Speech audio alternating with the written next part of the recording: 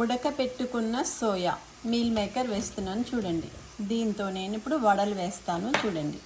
ఉడకపెట్టిన సోయాని ఇట్లా grind చేసేసుకోవాలన్నమాట food ప్రాసెసర్లో వేసి. ఉల్లిపాయలు, పుదీనా, పచ్చిమిరపకాయలు, కొంచెం కొత్తిమీర. అందులో ఇప్పుడు నేను సోయా వేస్తున్నాను చూడండి.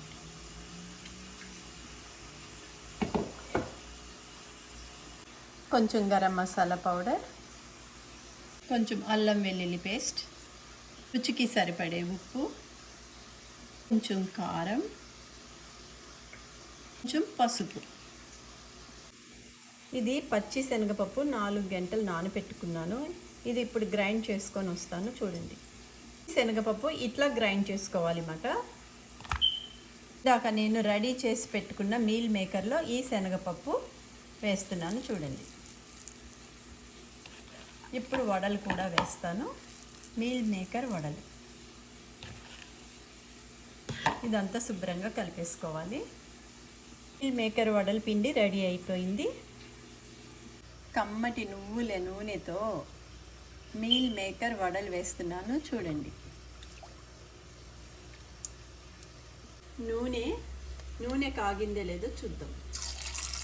నూనె కాగింది. ఇప్పుడు నేను మీల్ మేకర్ వడలు వేస్తున్నాను. చిన్న చిన్న వడలు.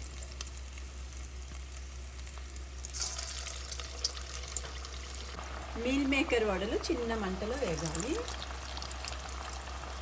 చూడండి. మెల్లగా తిప్పాలి అన్నమాట, ఎందుకంటే ఇరిగిపోతాయి అనేసి.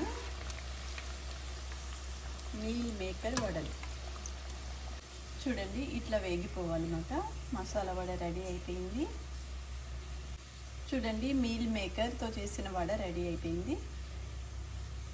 ఇంకా కొన్ని ఉన్నాయన్నమాట, ఇవి కూడా వేసేస్తున్నాను. ఒకసారి మెల్లగా తిప్పుదాము చూడండి. మీల్ మేకర్ వడ రెడీ అయిపోతుంది. మీల్ మేకర్తో చేసిన వడ రెడీ. ఈ మీల్ మేకర్ వడ రెడీ.